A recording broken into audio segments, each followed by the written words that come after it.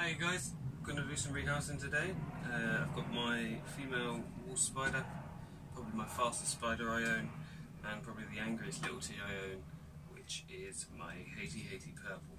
He's outgrown his little sling pod quite a bit, and this one is just absolutely mad, keeps running around, and to be honest, it's not really the correct size enclosure for a wolf spider like this. I bought it in the top like this, so I feel like it deserves a bigger one. So that's that. So we'll jump right in.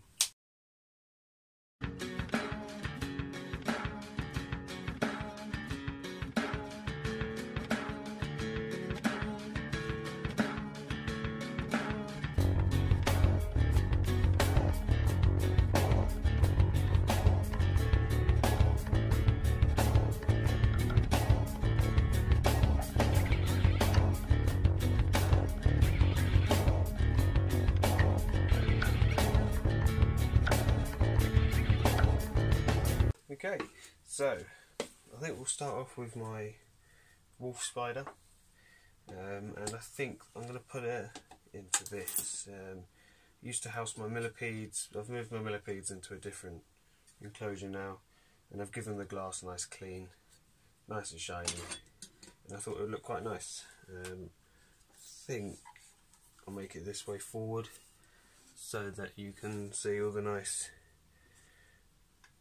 finished product after. So without further ado, I think we should start off with some cocoa fibre. So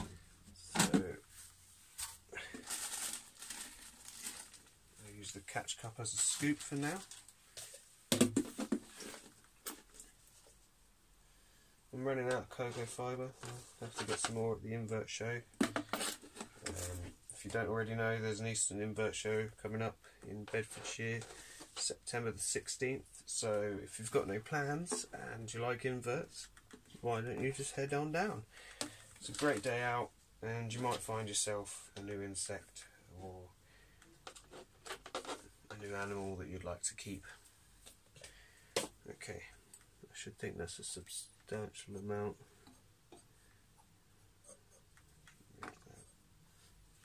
It should be enough. I don't want it too high because thankfully the wolf spider isn't a great climber. Put a little bit more in. Yeah, so can't really grip onto the glass very well, but you know, they're so fast it wouldn't surprise me that they could do that. The other day I went to feed her and she just bolted outside the tub, and I had to play a game of find the wolf spider in the shed for 10 minutes.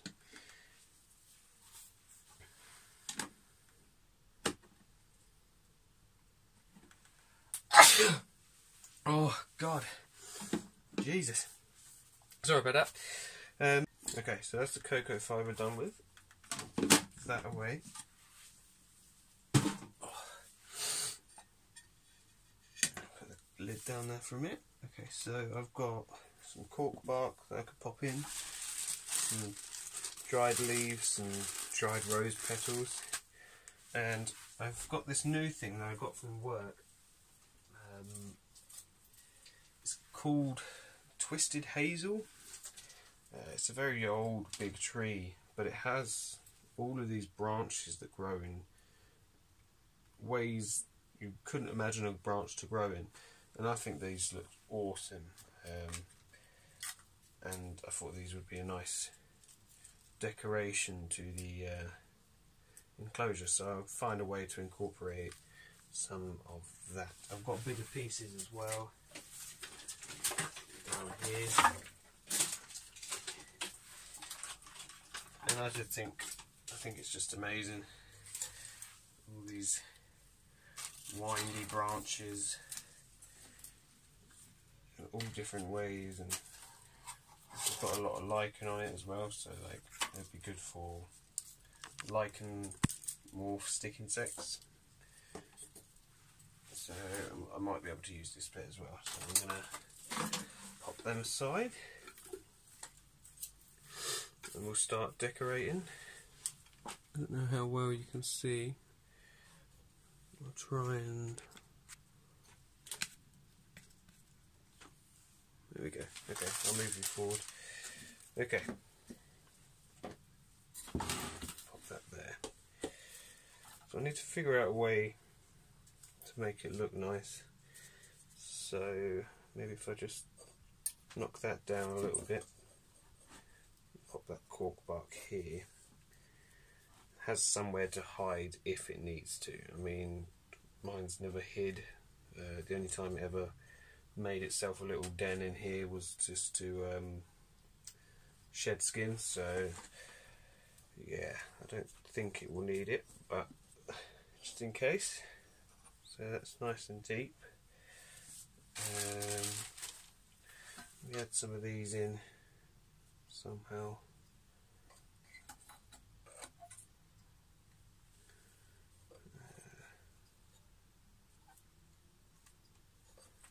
Question is how?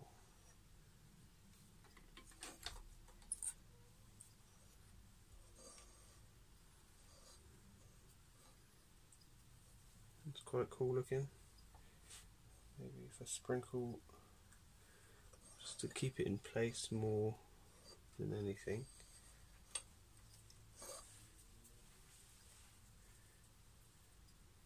In case of knockages like that.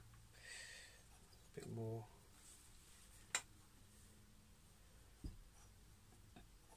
I keep knocking that, that's annoying.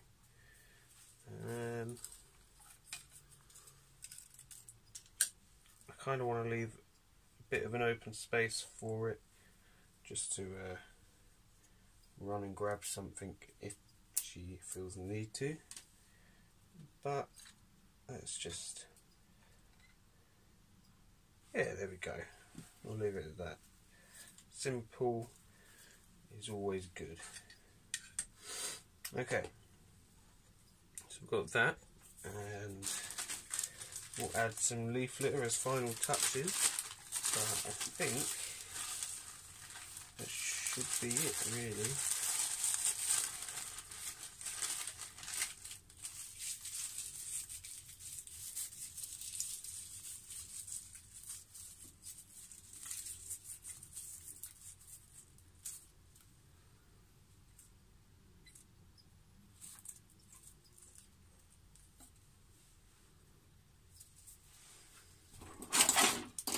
Tweezers and just move some bits and pieces, make it a bit more evened out. I don't want too much leaf litter. I know that leaf litter does make it look more natural and everything, but at the same time I'm one for nice tidy enclosures as such, so I don't want to make it look too messy, but I think that looks really nice actually, so I'm going to leave it at that. And I'll bring you in for some close-ups too, so we'll do that now.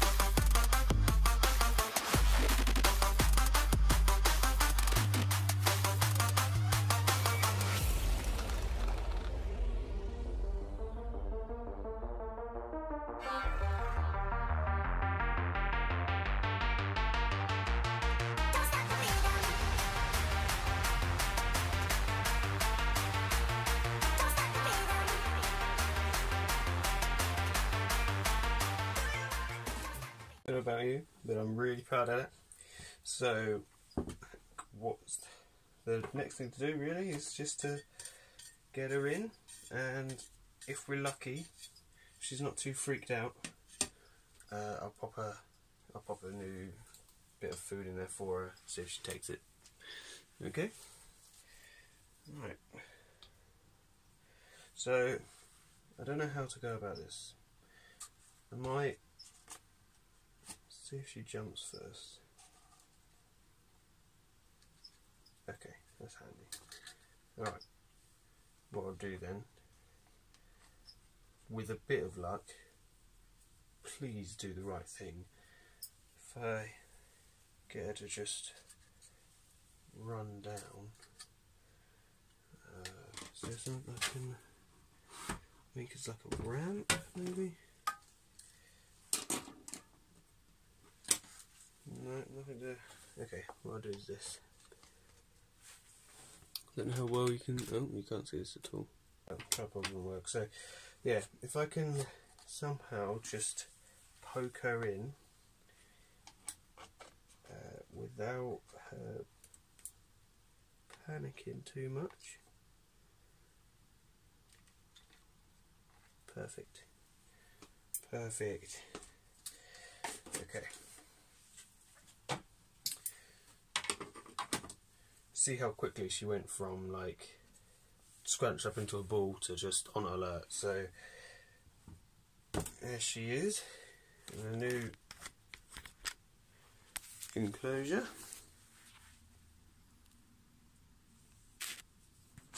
Absolutely beautiful spider, and one day I hope to breed from her. I just need a male for her to breed with, and unfortunately right now I've been really unsuccessful in finding one, but with a bit of luck we might find some at the invert show. Okay, so I've set it up in such a way that we can see where she goes if she decides to just run.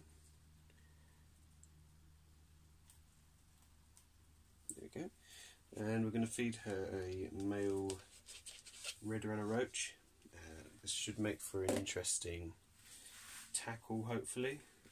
So what I'll do is, if I can get hold of the male's wing, I'll just drop the male. Oh, got him again. If I can get hold of the wing case, and what we'll do is we'll pop the male here. Look at that, already rearing for the, that's just for the stick. This will be interesting. Very visual hunters.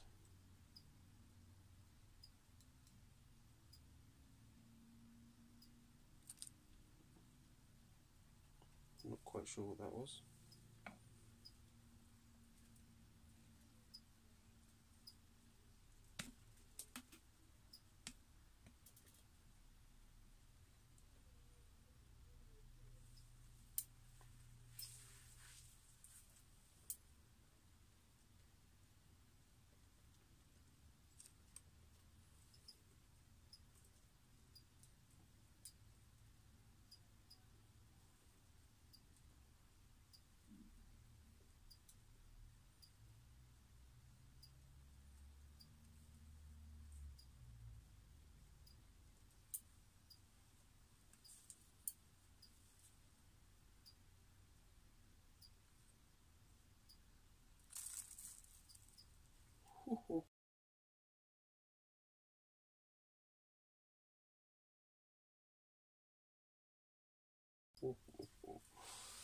Ooh.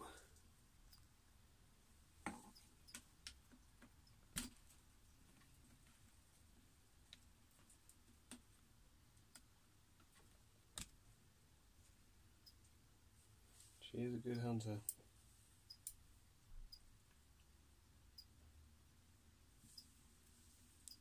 Excellent takedown. Brilliant new takedown for the new enclosure too. What a good way to end on her.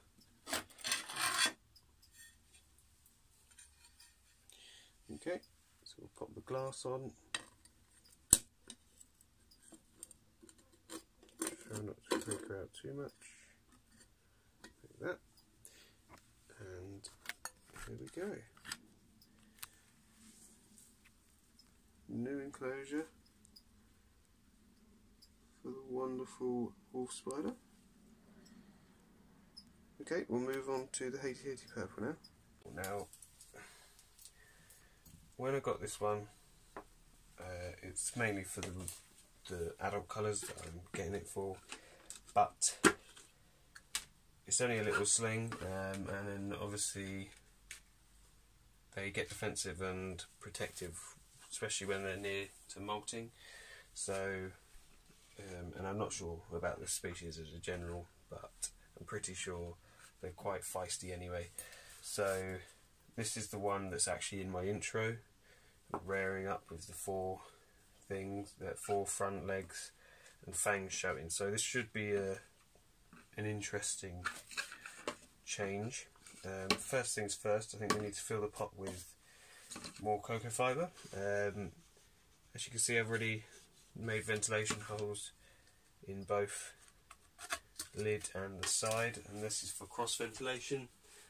Many of you know what cross ventilation is, but if you've just got air vents in the top, the airflow won't flow properly or fully as you would with cross ventilation. So, from what I've gathered, this is an opportunistic burrower. Will burrow if it can burrow, which is certainly the case in this tub. So, in her little sling pot, I'm not sure what the gender is just yet. So, if I just get all this cocoa fibre, I think it's going to take up the last of it, to be honest. I want a good amount.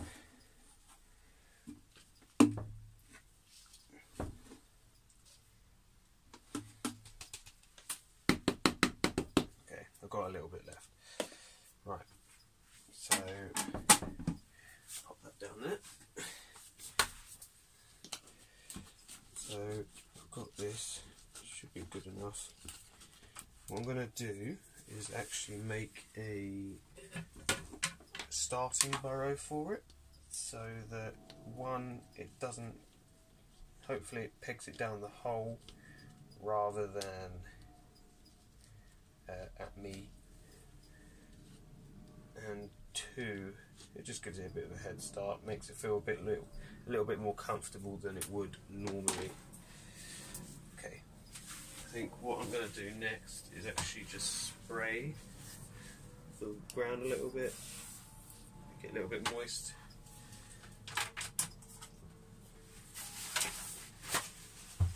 Wipe the sides down so you can see.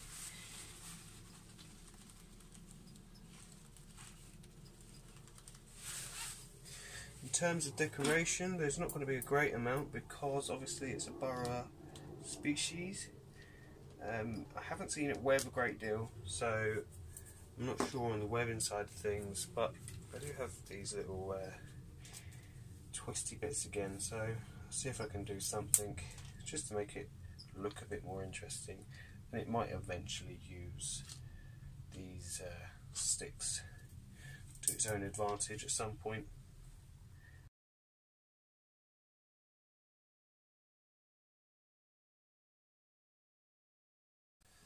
There we go. Okay, so sorry you can't really see much right now. I'll bring you in after. I need to get used to actually being able to remember. You can't really see right in front of me, and you can see here. So this is what I've got so far. I'll bring you down so you can see.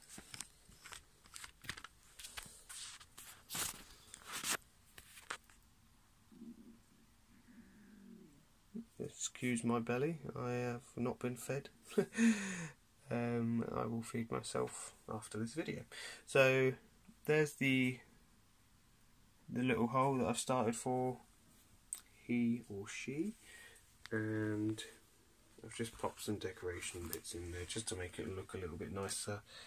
And yeah, that's it really. I mean, it's gonna dig. It's done so down here. There you go. Dug a big old hole, and it's just outgrown its enclosure. So I think what I'm going to do is empty that into. Sorry, phone ran out of storage. Wrong timing. Okay, so yeah, plan is to empty this into this, then hopefully it's not quick enough or good enough to climb this type of plastic. If it does, I'm going to have to just pop the lid on if it's a bolty one, and then somehow transfer it into this. That's the plan. So we'll crack on with that now.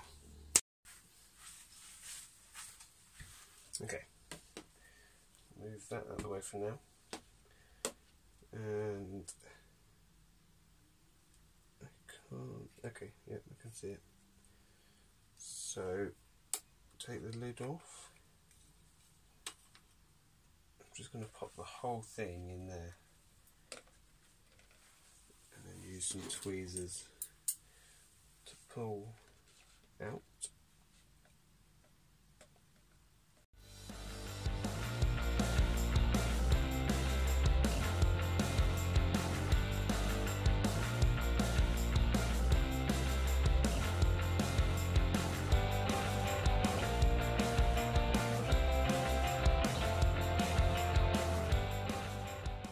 Not sure if you can see her in there.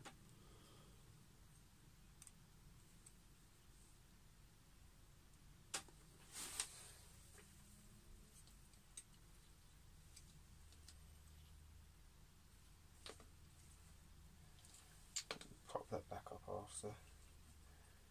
Right, so place it in. Coax her out.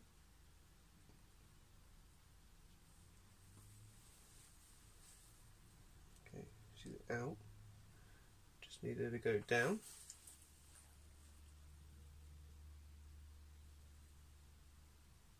It's quite calm actually, considering. There we go. Perfect. Just pop that in there for now. Worry about that later.